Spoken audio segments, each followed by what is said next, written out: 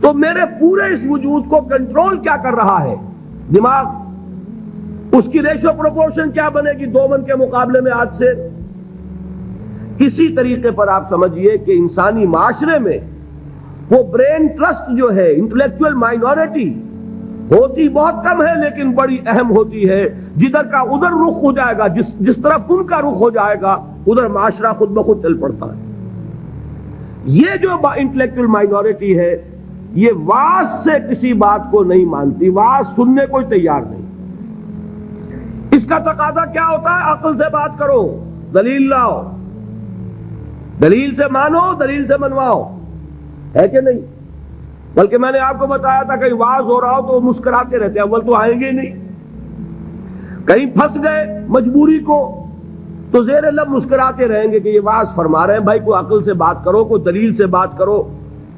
اب یہ کہہ دینا تو آسان ہے، فرائیڈ کا نظریہ بڑا گمراہ ہے، بہت غلط ہے. بھائی دلیل سے ثابت بھی کرو. یہ کہنا آسان ہے مارکس کا نظریہ کفر ہے، لیکن کچھ ثابت تو کرو، اس میں کیا خرابی ہے؟ یہ ہے اصل میں جو سب سے ٹاپ کے لیول کی تبلیغ ہے، وہ یہ ہے. دلیل سے، برہان سے، غلط نظریات کا عقلی دلائل سے ابطال. یہ بات یوں غلط ہے، یہ نظریہ باطل ہے، یہ تصور صحیح نہیں ہے، دلیل سے ثابت کیا جائے.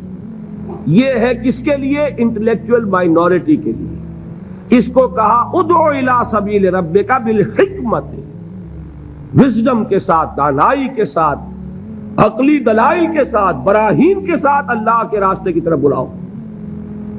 دوسرا لیول کیا ہے عوام الناس کا؟ وہ لیول ہے عام لوگ، ان کے ذہنوں میں کوئی خناس نہیں، کوئی غلط نظریہ نہیں. انہوں نے تو جیسے آپ کہتے ہیں کلین سلیٹس ہیں، اس کے اوپر آپ جو چاہیں لکھ دیں. اور اگر کسی سلیٹ پر پہلے سے لکھا ہوا ہے تو پہلے اسے صاف کرنا پڑتا ہے، تب لکھیں گے. تو وہ جو ہوتے ہیں ذہین اقلیت، ان کے تو ذہنوں کی پہلے صفائی کرنی پڑتی ہے.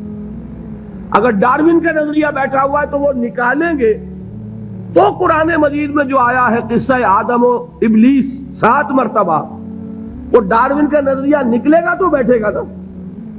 وہ ڈارون کا نظریہ وہاں ہے، وہ حجاب بنا ہوا ہے، وہ قصہ آدم و ابلیس کو پڑھتا ہوا مسکراتا ہوا گزر جاتا ہے.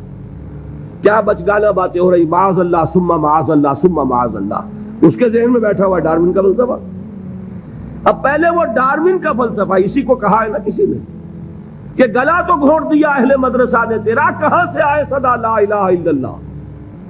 ذہن بدلا گیا، فکر بدلی گئی، سوچ بدلی گئی. کہیں ڈارون ہے، کہیں فرائیڈ ہے، کہیں مارکس ہے، کہیں ایڈلر ہے، کہیں برٹرینڈ رسل ہے، کہیں سارترے ہے. یہ ذہنوں کے اندر تو یہ بیٹھے ہوئے ہیں. تو اب کہاں سے بات آئے؟ اسی کو کہا تھا اکبر الہ آبادی نے کہ غزالی اور رومی کی بھلا کون سنے گا، محفل میں چھڑا نغمہ اسپینسر و مل ہے. جان سٹورٹ مل، اس کا فلسفہ یہ ہے، اس نے یہ فرمایا ہے. جس کے دماغ میں یہ بیٹھا ہوا ہے وہ غزالی کی بات کہاں سنے گا، رومی کی بات اس کے پلے کہاں پڑے گی. تو اس کے لیے تو ہے وہ بڑا کٹھن کام، اور کٹھن کام ہونے ہی کی وجہ سے ہم کرتے نہیں. عوام الناس میں واعظ سے نصیحت کرنا، تبلیغ کرنا یہ آسان ہے.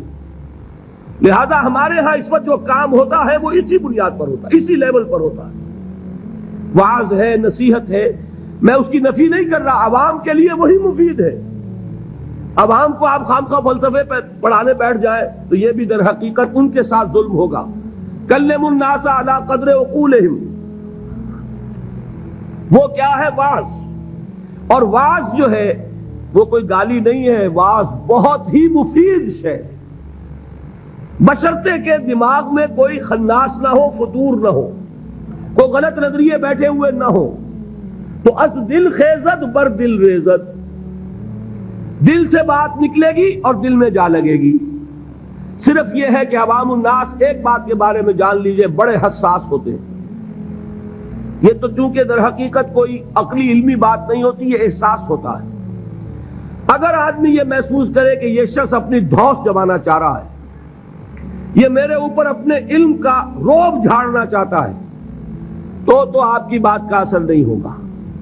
اور اگر محسوس کرے کہ یہ میرا مخلص ہے، میرا خیر خواہ ہے، میری بھلائی کے لیے بات کہہ رہا ہے، اس نے کوئی دھندا نہیں بنایا ہوا، اس نے یہ پروفیشن نہیں اختیار کیا ہوا، بلکہ یہ خالصتاً لوجہ اللہ بات کہہ رہا ہے، تو وہ بات واقعتاً دل سے نکلی ہوئی بات دل میں جا کے اثر رکھے۔